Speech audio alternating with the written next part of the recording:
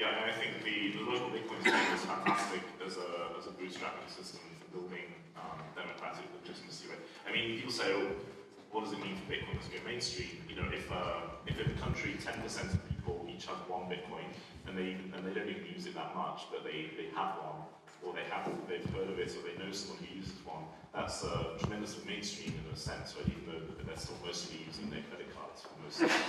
And local Bitcoins is perfectly capable of scaling that. It's based on trust relationships. You know? Yeah, at the moment you meet up with some random guy in a bar, it turns out to be he's a geek and a great conversation, and if you made a new friend, usually that's how it goes. Right? After, you know, on Facebook, people have discovered that the social networks are now so dense that you can actually reach anyone in the world with 4 hops, or 4.5 hops, I think.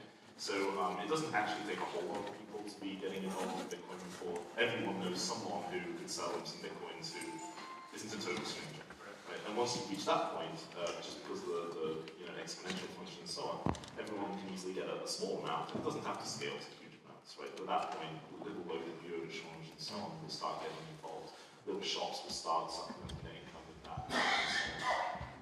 Unless there's a massive crackdown. I also don't think it has to be either or. I think that there's like a lot of complementary factors between having the complete grassroots approach and then like the big banks approach where you try to get big banks to adopt Bitcoin. Like both things help in different ways and they're going to play different roles in different situations. Yeah, I mean, if you want to get a few $100s worth of Bitcoin, you can go down to Starbucks and do that, right? But if you want to put $50,000 into Bitcoin, then right now you probably already have to use a centralized exchange. But the way things work right now, you probably have to send a $50,000 wire and everything's reported and it happens within the existing system. So following along on this theme, are there any key pieces that you can imagine that you're thinking about that still need to be built? So I imagine that there's some people in the audience that may also have ideas or might actually come here looking for ideas on that too. What do you guys think? I think point of sale is really a key aspect of that. I mean, you hear about pubs, for example, in the UK that sell beer for Bitcoin. The guy there apparently has developed his entire point of sale system himself, producing the QR codes or whatever. So he's developed it himself, but I don't see that sort of happening kind of on a wider scale. But I think that's really quite important that we have not just the ability to buy Bitcoins, but actually we need to be able to sell them. That's actually very important because, when we say decentralized exchange, how do we solve this problem of decentralized exchange? We're really talking about fiat currency.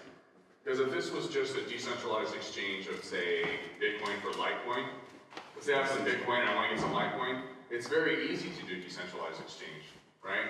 And so the real problem is if you want to do Bitcoin to dollars or euros and you want to be able to sort of get in and out of that system. I think your point is very well made about how when you read these interesting stories about like local businesses and pubs and restaurants and so on that are accepting Bitcoin, and when you dig a little bit deeper into these stories, invariably it turns out that this is a guy who runs a burger restaurant who also happens to be a highly trained economist, a computer programmer, or spent his career in it. There's always some story about like why is this guy who sells beer selling or accepting Bitcoins? And yeah, this the UK pub chain is a classic example of that, where the guy who runs these pubs is actually like a highly skilled computer programmer as well, and just did it for fun. That's obviously not like a sustainable way to grow these things. So a good point of sale system is really. I mean, the real point here is getting into fiat and out of fiat without having to deal with a centralized exchange. And so point of sale, like especially for example BitPay, they don't solve the whole equation, right? They don't necessarily give you a way to get out, but what they do is they give you a way to spend Bitcoins that you have for real things so that you don't need to exchange them for dollars in order to use them. And it's not just beer. Where I live, for example, you can take Bitcoins down and buy gold. And so like, if you wanted to move out $10,000 or something like that, it's very easy to do that because of Bitcoin.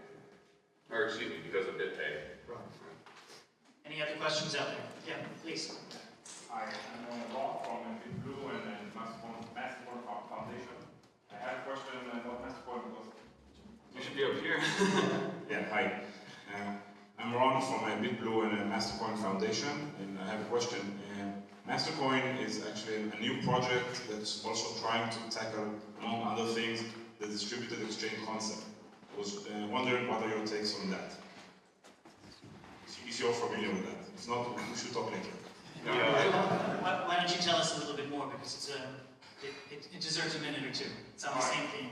Yeah, I'll be happy to. So Mastercoin is a new sort of currency that's built on top of Bitcoin. As opposed to all the alt currencies, it's not a separate blockchain, it's just embedding sort of transaction into the Bitcoin blockchain. And it has room for all sorts of new features, like better security and exchanges and betting on the future price of various currencies. And it's basically, it's a relatively simple way to achieve this sort of thing. Right? You can have like, one of the maybe more advanced features of Mastercoin is having backed currencies where you can create dollar notes or gold notes or euro notes on the blockchain. You basically create a sort of escrow fund that automatically tries to tackle or track the price of dollars. It's a virtual asset that essentially has no value, like Bitcoins. You know, Bitcoins have no intrinsic value, right? But they have some value because people believe it should have. So if I create dollar coins on top of the Mastercoin or Bitcoin blockchain, then the dollar coins intrinsically have no value, but they are designed to track the value of dollars in various ways. I won't need to get into anything into it right now because it's not my talk. I'm just trying to ask the question here. Well, I could say, you know, there's sort of two ways of having a blockchain-based dollar issuance.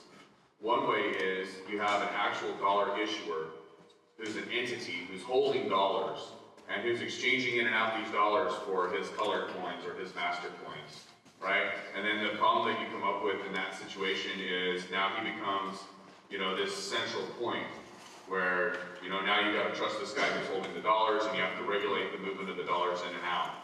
And then the other way to do it is more like what you're talking about, where instead of actually having a dollar issuer, you create some new asset that's able to track the value of dollars through some market buys and sells that are going on.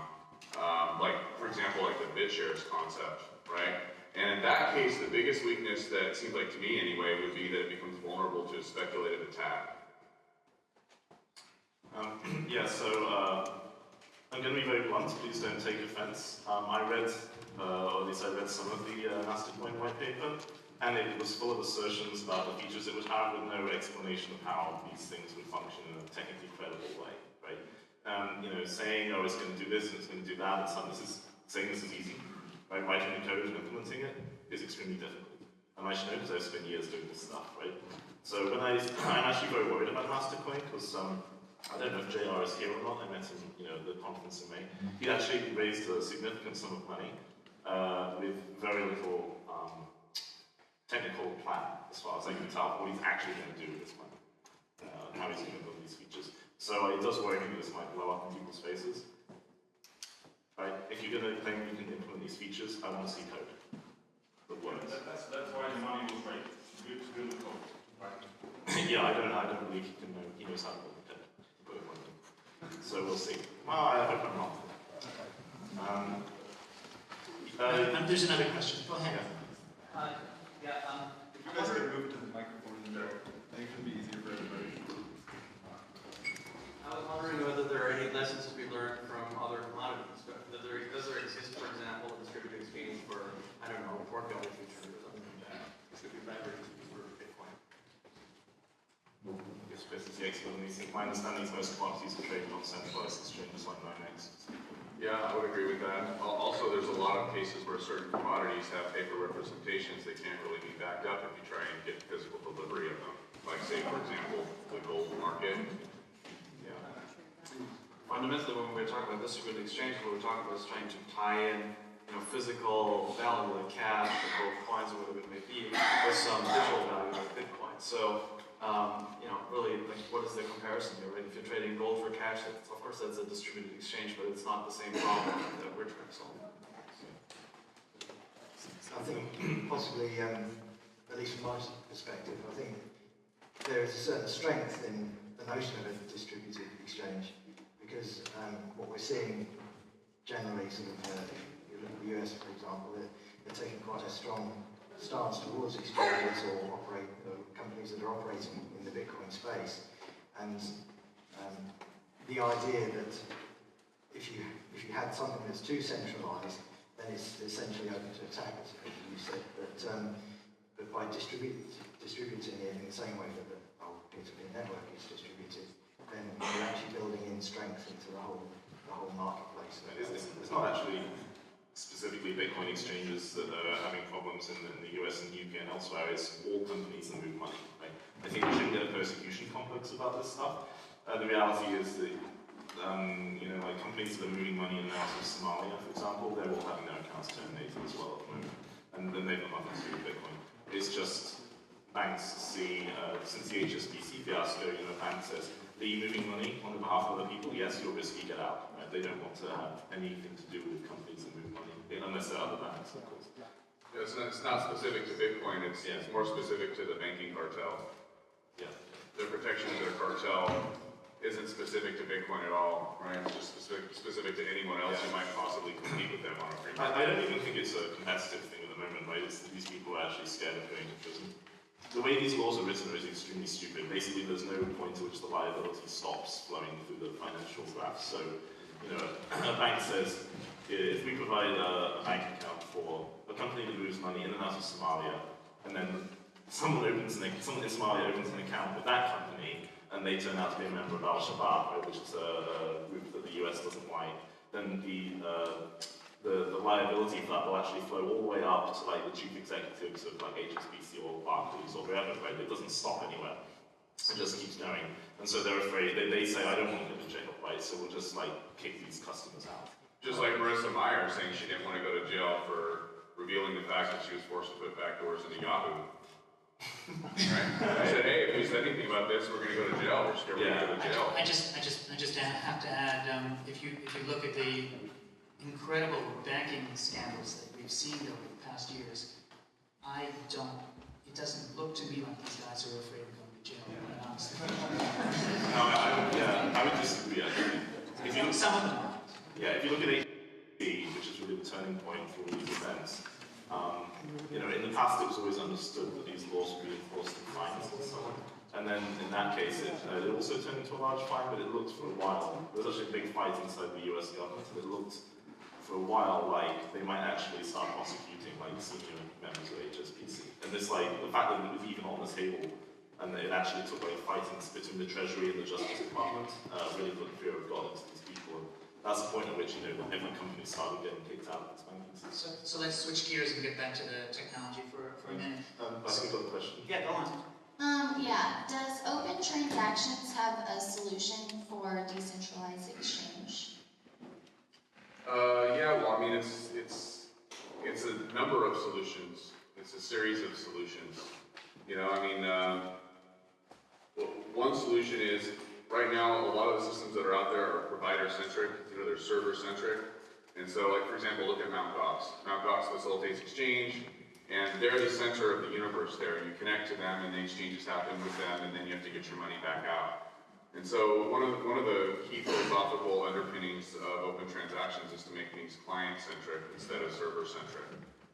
So instead the client becomes the center of the universe, and then you may have a series of different servers that you will deal with, or that are on a list, list of servers. You may deal with this one or deal with that one. You may deal with a group of them, but there should never be any one server that you rely on as your authority. And then that's the next piece. The next piece isn't just to make it client-centric, but it's to make it so that you don't have to trust these other entities. For example, a lot of these servers have the ability to change your balance. If you look at the Mt. Gox server, for example, or the PayPal server, let's say your balance was 100 Bitcoins, then technically speaking, an employee could just log onto the ledger and change it to say 50 instead of 100. And so you don't just have to trust them, to some degree to process your transactions, but you have to trust them with your account balance and these sorts of things. And so the next piece for being able to have a client-centric exchange, in my mind anyway, is to be able to reduce the trust that you have to have for each one of these entities. Like with Open Transactions, we still have servers, but it's not server-centric.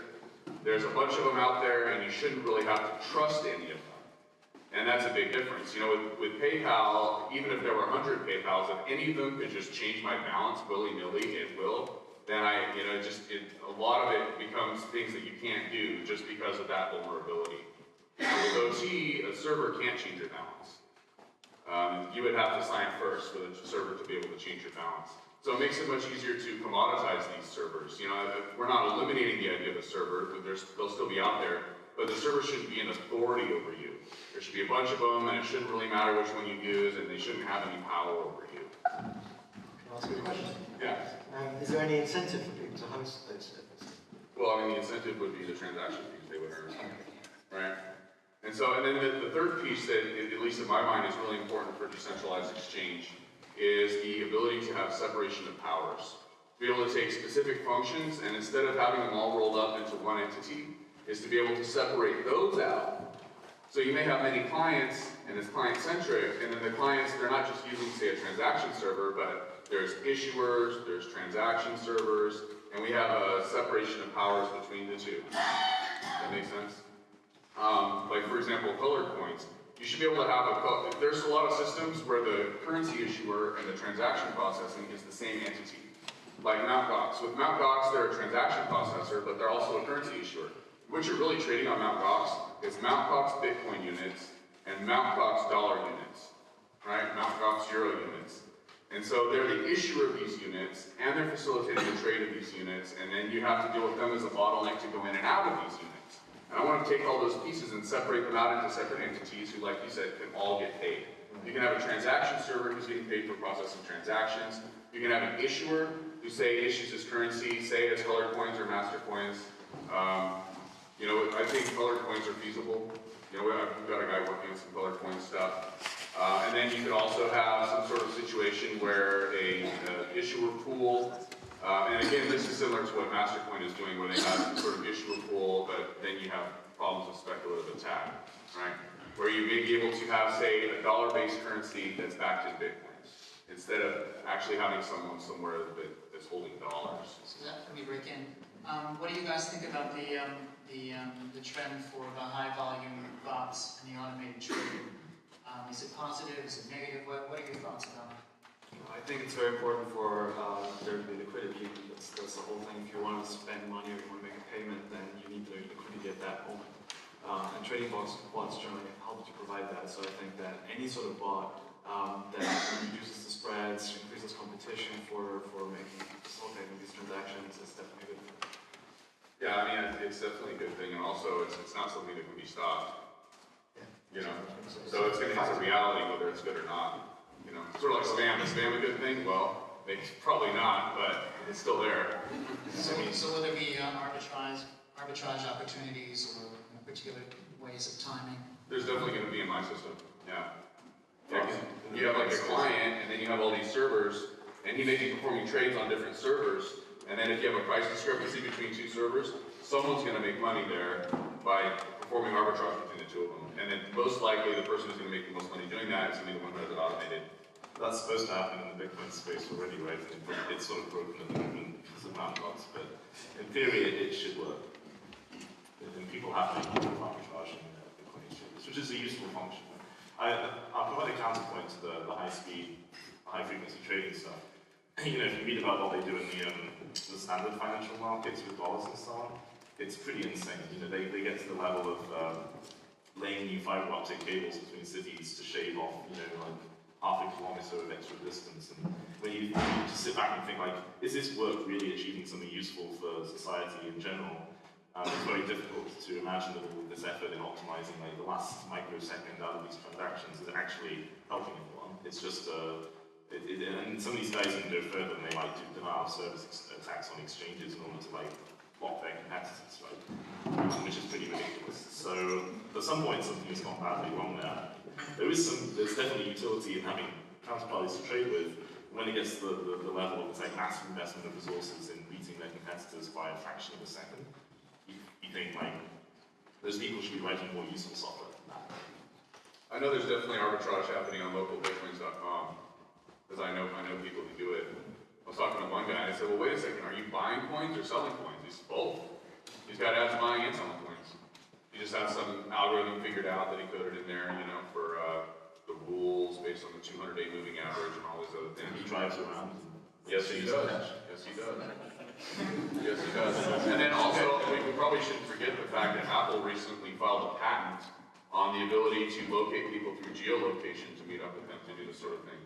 Not for Bitcoins, obviously, but like if I want to get on my phone and say, man, I really need some cash right now, beep, beep, and then someone nearby pulls out his phone and we walk over and exchange some cash. The Apple filed a patent for that recently as the new ATM. They also filed a patent for iMoney as well. Yeah. About 8 months ago. I think they own the letter I. Yeah. Any other questions from anyone? Go ahead.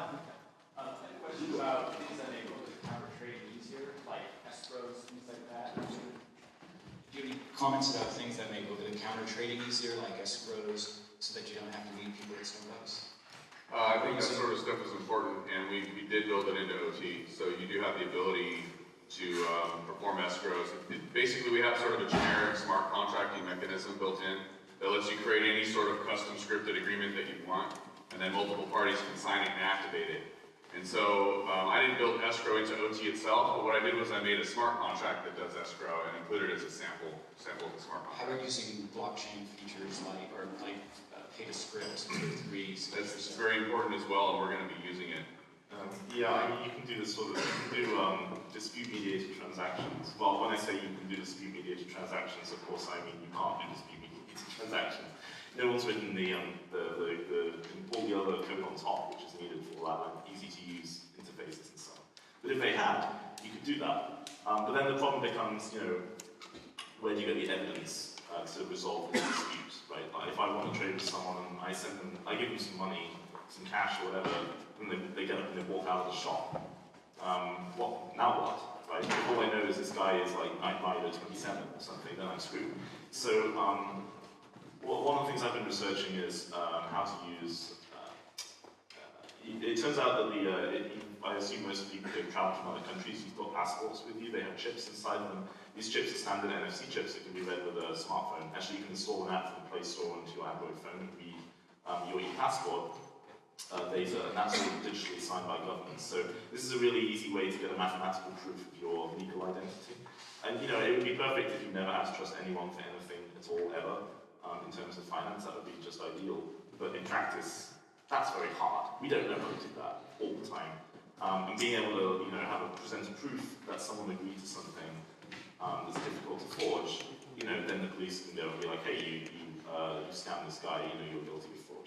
So that provides a kind of backstop for resolving these disputes. And I think we're going to see more of that in the future. Another example of just what you're talking about is when we talk about micro gateways, the idea there is that it's, for example, it's hard to get a partnership with PayPal or with Alipay or whatever the interesting payment providers are that an exchange might want to integrate with.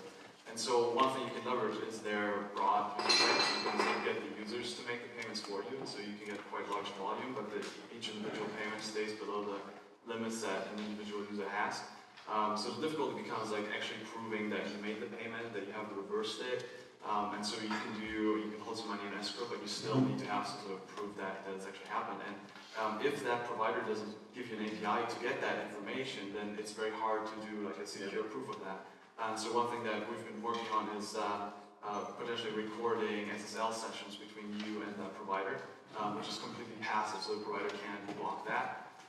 And so it would be a way for people to, let's say make a PayPal payment and prove that they've made it, and then go back after a certain amount of time and say, look, we haven't reversed it, we haven't disputed this payment, this is still legit, and still build a reputation over time. So that's some of the things that we're trying to work on with contracts. Yeah, I looked at that as well. Like, can you make SSL sessions provable?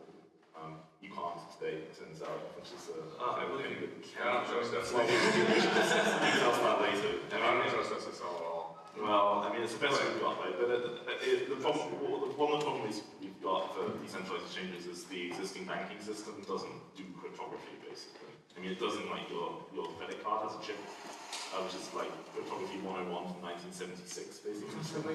Beyond that, there's no way you can actually get a proof out of the system that you did a transfer of money. the bank just doesn't give you a proof, right? They just say, yeah, sure, of course we did it. Why would you ever care about it when you send someone money? So there's like no, it's very difficult to integrate that with Bitcoin where everything is mathematically based. I think it's also important to point out that disputes don't always happen at the point of payment. Yeah. They can happen sometime afterwards, and okay, the transaction may have actually happened, and maybe you went through an escrow process in order to facilitate that transaction, but the dispute might arise later, and that's the same problem that you'd have with cash. Yeah, exactly. There have been cases where people did local Bitcoins trading, and yeah, they sent the guy some Bitcoins with their phone, and then the guy just got walked out, and then someone was like, we could look at the security cameras and they'll just see two guys playing with their phone and one guy gets up and walks out. There's nothing the guy can do. So the payment protocol work, which is going to be in the next release of Bitcoin, the core Bitcoin software, it takes a step towards helping resolve that. So it allows you to generate a request for payment which is digitally signed under some identity. So it can even be an email address, it doesn't have to be like a legal identity.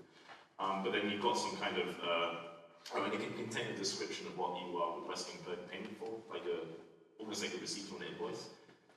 And then, you can take this signed request for payment, and you can take the transaction period to pay it, and that's like a proof of payment.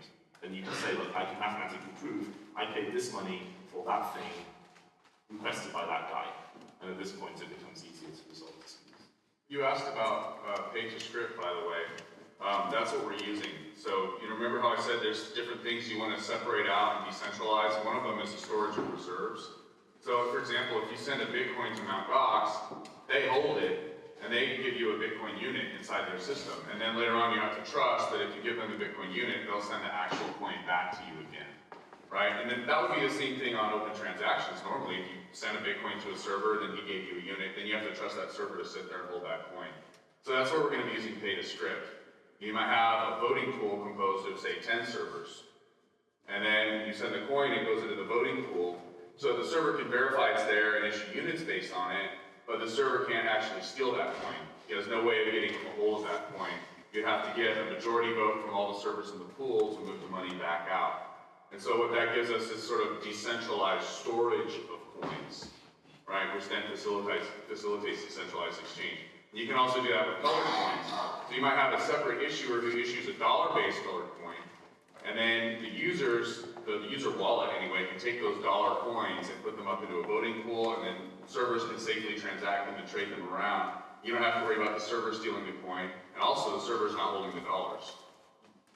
So we have just 2 minutes left, so it would be great if each one of the panelists would give us a final summary or a special thought concerning decentralized exchange or a takeaway or something to look forward to in the future. Well, maybe we go the other way this way. So, I think that the key takeaway for decentralized exchange is, not to belabor the point, but I think that there's not going to be this one clean, perfect solution that solves every case for everyone. It's going to be, a lot of messy stuff like SSL-based stuff or escrow-based stuff or trust networks. And all this kind of stuff has like some risk, some loss. But I think that ultimately it's going to solve the problems or help solve the problems at some reasonable cost. So I think that it's a space worth exploring, and it's definitely something that's going to be interesting going forward. Yeah, I'd say the one I'm most optimistic about or most excited about is the local Bitcoin machines.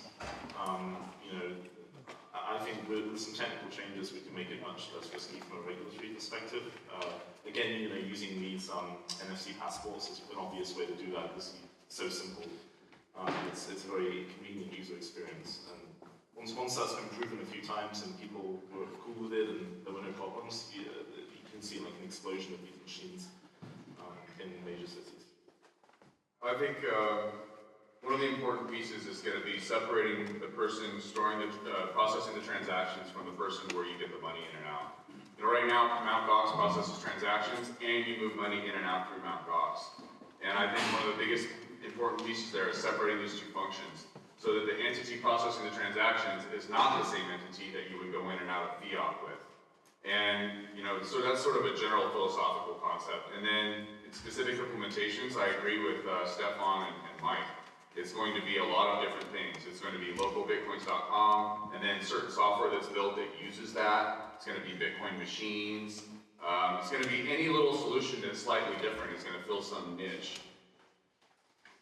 Yeah, I'm pretty much along the same kind of lines. I think there's a lot of people working on different solutions, but it's the fact that there are a lot of people working on these different solutions is a bit like a wave. It's kind of building in intensity, and hopefully that will just kind of wash over everything else in time. So this was at the Decentralized Exchange panel. Please give a round of applause for that.